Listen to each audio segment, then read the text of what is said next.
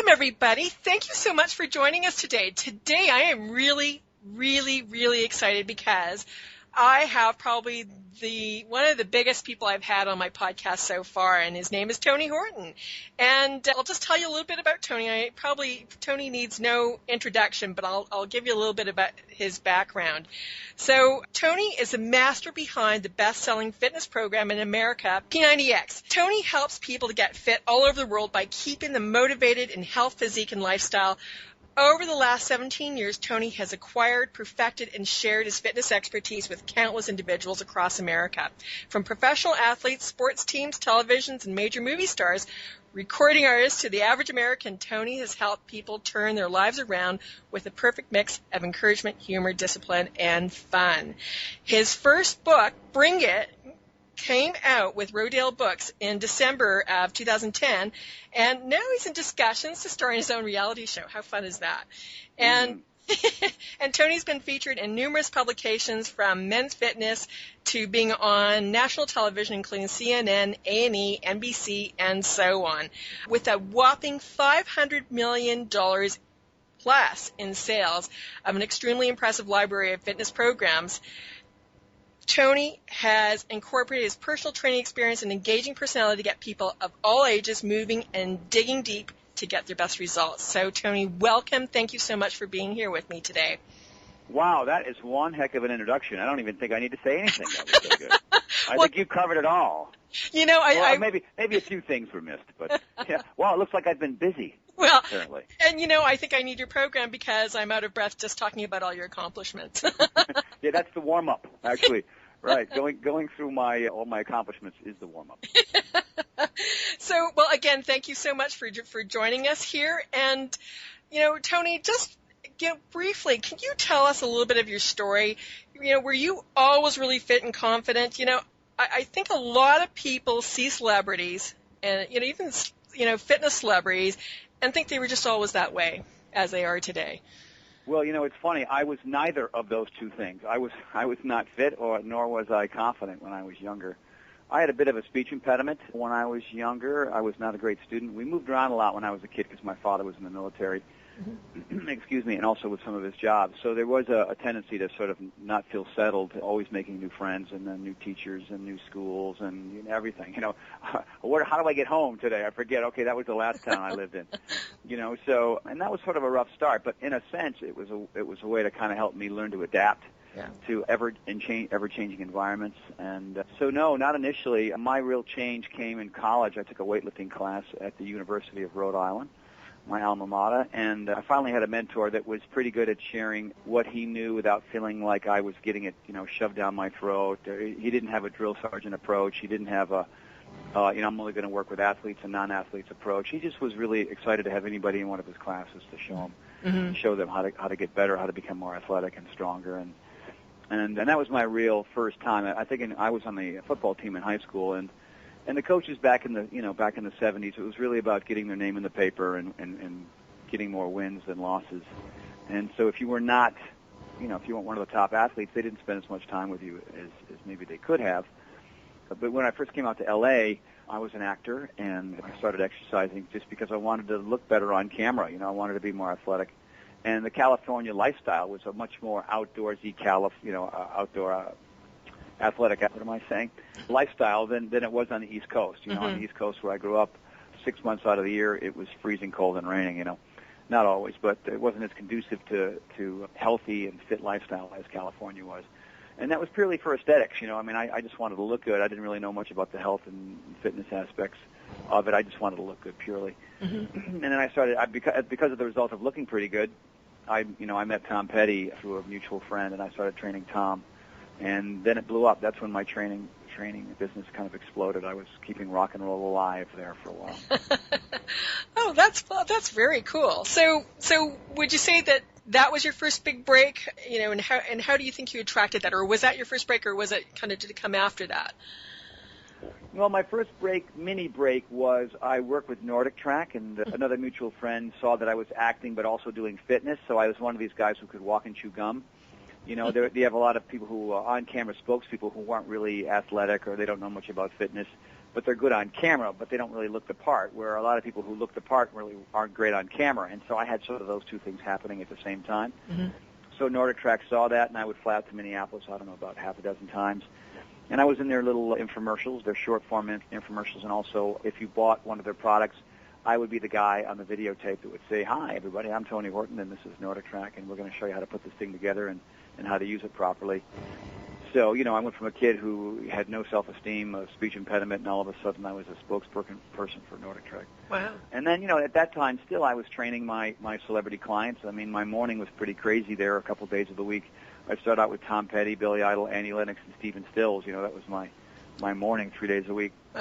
But then I met Carl Deichler, who was just this guy who had these great ideas about what he wanted to do with fitness, and he came in from Philadelphia. I was here in L.A. We met through a mutual friend, and we created a product called Great Body Guaranteed, which was our very first thing, and it did pretty well. We sold it at 3 o'clock in the morning in Poughkeepsie, New York, Miami, and, Anchorage, Alaska. It was just one of these things. It was one of these. We rolled the dice, and it did pretty well, and it kept growing, and we were in bigger markets, and then we developed Power 90, which was sort of the thing that really launched the company. Mm-hmm. And now here with P90X, just sort of the next level. And we created P90X just with the hope that people who were going to the gym and not getting results would begin to try to find better ways of getting into shape and doing it in their house without having to get in the car and drive to the gym and then share their DNA with somebody else in some sweaty equipment, Yeah. And then, the thing blew up. I mean, we had no idea initially. We were just trying to, show people a better way to get fit, and it's become this phenomenon. Yeah. That's great. So I want to ask you about the cycle of success, and I'm going to get into that because you talk about that in your book, Bring It. But first, along with the health and fitness that so many of my listeners are interested in, financial success and mindset, are also one of their big things. And so I'm just wondering if you could pinpoint and share what one main belief you hold that attributed most to the amazing business and success that you've had. It's funny. When you think of the cycle of success, there's two that jump off the page for me personally, and I think one of them is do scary things that don't kill you. Yeah. And find the funny. Yeah. There's obviously 12 of them, but of those two, I think what ends up happening to a lot of people, especially as they get a little bit older, they get into sort of this routine and this rut, and they get married and they have kids, and then they sort of living through the kids, and they've neglected their body, and they're sort of afraid to try new things because they don't want to look bad at them. And my success has truly come as a result of those two things. Yeah. I would go to seminars. I would drive to Santa Barbara to go on some yoga retreat, or I would drive to San Francisco to see, Deepak Chopra speak. I was always learning from people who already had success. Mentors, and that's another one, of course, in the cycle of success is, find a mentor, be a mentor. And it was really that simple, and I was always trying things, and I loved the idea that I was not good at things, because I knew that if I was persistent and I kept working, that I would get better. It was common sense to me, partly based on meeting those people and reading their books. If you look at my library here in my office, literally half of the books on the shelves are self-help books, Mm-hmm. I didn't get the help that I needed in school. It was all about reading, writing, and arithmetic, but when it came to really sort of surviving and succeeding in life, you've got to go to people who know what they're doing. So, and it also came to physically. Physically, mentally, and emotionally, I was always trying things that seemed scary initially, but they didn't kill me. I'm still here, and as a result, I'm pretty successful. Yeah. The other thing, too, is having a sense of humor. I think a lot of people, we've lost our sort of childlike curiosity. Yeah. People are so self-conscious. They're so afraid of what they're going to say and how people are going to react to them, how they look, and it's just we need to lighten up. We need to really lighten up and just have some fun and not be so attached to the way we think other people think of us, because chances are they're too busy thinking about themselves half the time. So it's really a matter of those two things. Those are the two that kind of rise to the surface. Yeah, that's great. Thanks so much for sharing that. So would you actually mind kind of talking a little bit more about the cycle of success? Because I think there's so much there that is, you've touched on 3 of those points, but would you mind talking a little bit more about the other point? Yeah, the cycle of success is, there's nothing scientific about this list. These are things that I have discovered in my own life that mattered. Whenever I got stuck or confused or I was at an impasse, I noticed that these basic laws are the things that sort of help me move forward, to stop being stuck. And the first one I think is pretty key. Obviously, ask for what you need. I think so often. A perfect example is you walk into a restaurant and you look at a menu and you're trying to eat pretty well and you don't see a healthy thing on there. So, you go to the waiter and you say, hey, look, I'm on a special diet. I see that on the menu you've got things that I can't eat. Do you have vegetables back there? And can you cook them this way? And 9 times out of 10, you say, hey, look, thanks for doing that. I'll tip you pretty well if you just take care of me. A lot of people don't think of that. They just sit there and they stare at the menu and they freak out and go, okay, what am I going to eat? If I see beets in one part of the menu and I see arugula in another and I see mushrooms, I say, can you take the beets, the arugula, and the mushrooms and put them on one plate for me, Yeah. And it's that way with, I think, everything in your life. So often we get stuck because, how do I put this? We blame other people for our problems. Sure. Sometimes it's just as simple as saying, really, at first, it's as simple as understanding what it is that you need. Okay, what is it do I need in my life to move forward, to become unstuck? For a better choice of words there, and then you write it down, and then you ask for it, and you do it. Then you see, and then you make a list. You say to yourself, okay, who do I have to call? Who do I have to email? What meeting do I have to have? And you have to understand that it's not going to happen with one conversation or one email. Sometimes it's a process. It's a journey, and that moves you forward. That gets you past that point where you feel like you can't get any better, and that's pretty simple there. So, yeah. And the next one, don't get fooled again. It's like people who go to the gym and they buy that same membership at the beginning of the season on January 1st and come, February 15th, they're done. Yeah. And they do that year after year after year. I don't know, everybody quotes Einstein. I think, they all say that he said, insanity is doing the same things over and over again and assuming that something different is going to happen. Yeah. And that's what happens to a lot of us. We have to get outside of the box.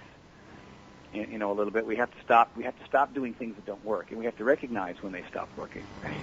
Yeah. And that's the problem. We keep buying stuff that doesn't work. We keep hanging around with people who aren't good for us. We keep using products that aren't creating change. And it's really, that one helps you kind of recognize when that's going on, so that you can, and it's scary. Change is scary for people. Yeah. And so they would like to do the same things over and over again, and I hope that something different is going to happen, but it can become very frustrating. So, yeah. You want me to move right through them? Sure. Yeah.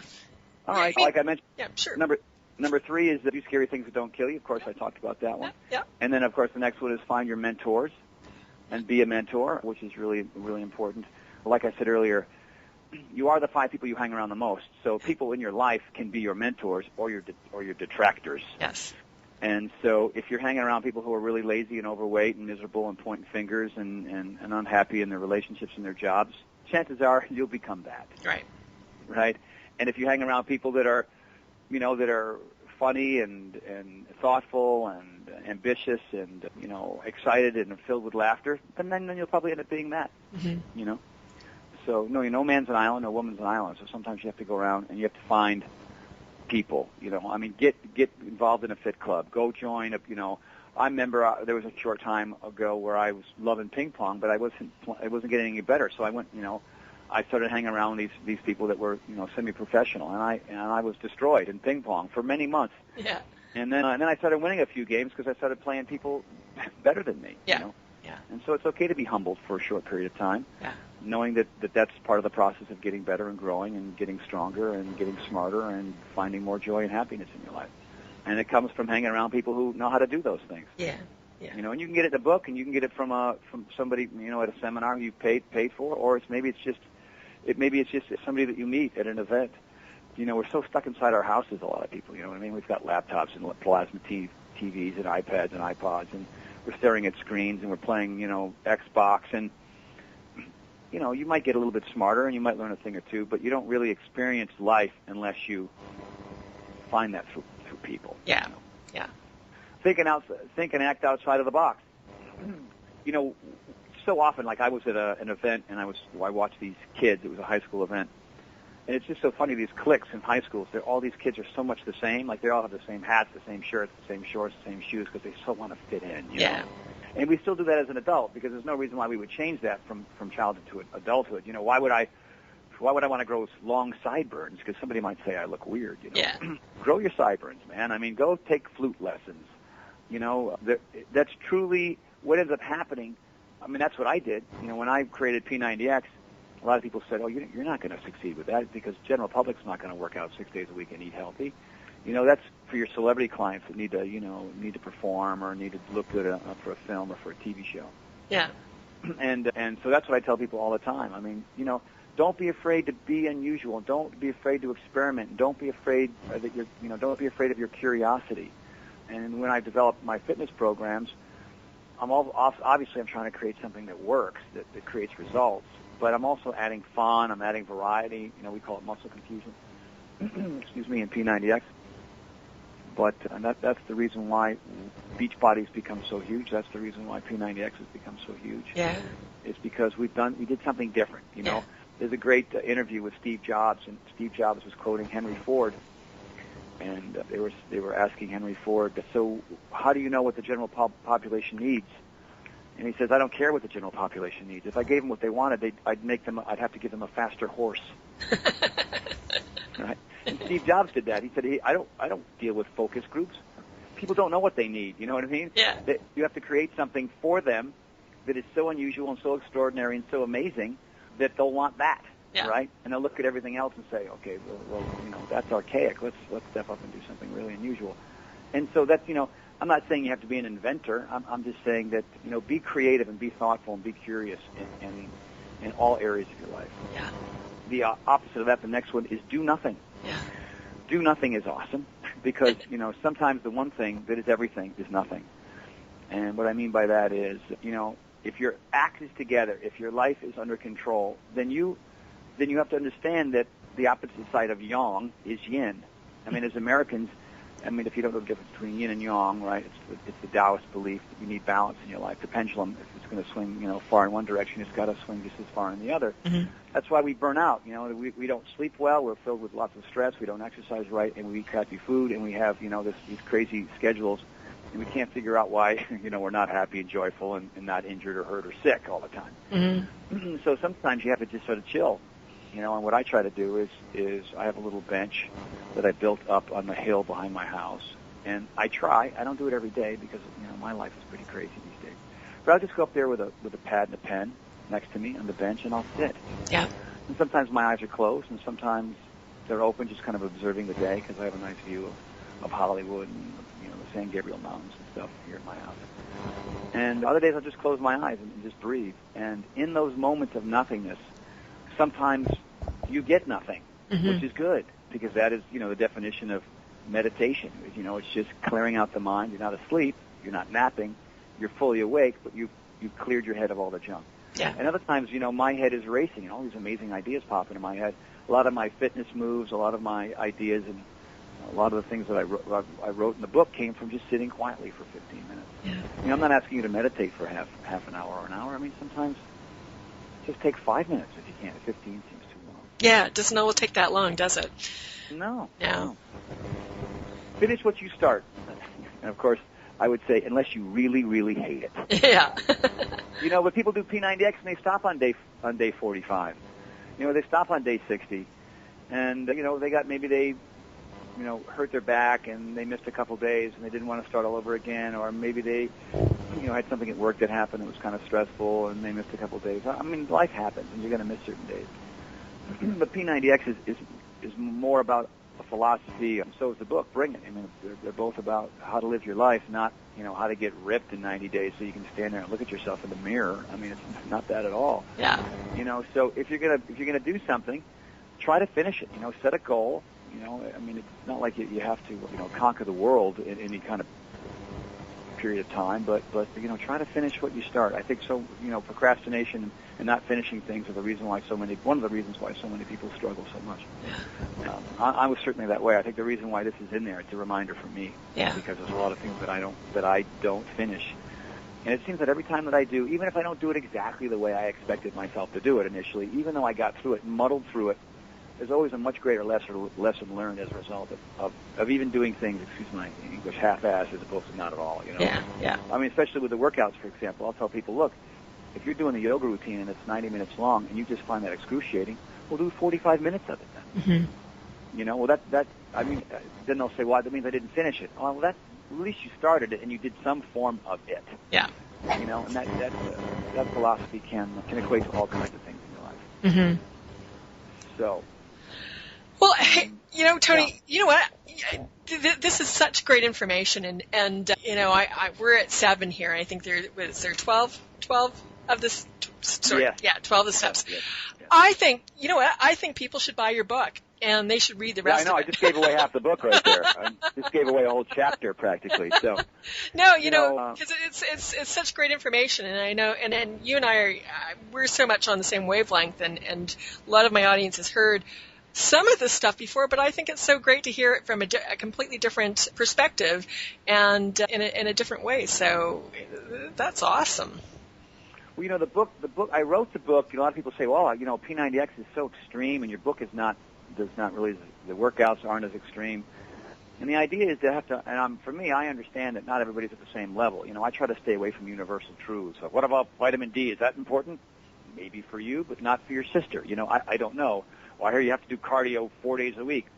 Maybe for you, but not for your mom. So it's really sort of understanding what it is that you need based on who you are at this stage of your life. And if you do certain things, that will change, because the more you do, the more you change, obviously. So then you have to kind of reevaluate. All right, well, I've read the book. When I did the fitness quotient at the beginning of the book, I discovered that I was a beginner. And so now I know what to eat as a beginner and how to exercise as a beginner. But now I'm not a beginner anymore, so I don't continue to do those things, right? Mm-hmm. You've moved on. You're maybe a striver. And the book is broken down into beginners, strivers, and warriors. Mm-hmm. And it shows you that, there are certain supplements that if you take them, here are the benefits. But I don't say take them. Yeah. I say these are the supplements that I take, and here are the benefits that I believe that I'm getting from these supplements.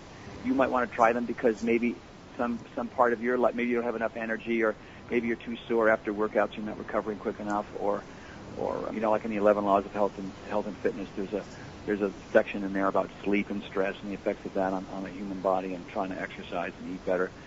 It's a very interesting little puzzle, but I've spent 25 years trying to piece it together, and it works for me, and it's in the book, and so the book helps you understand what it is that I do to make my life productive and happy and joyful and healthy and fit.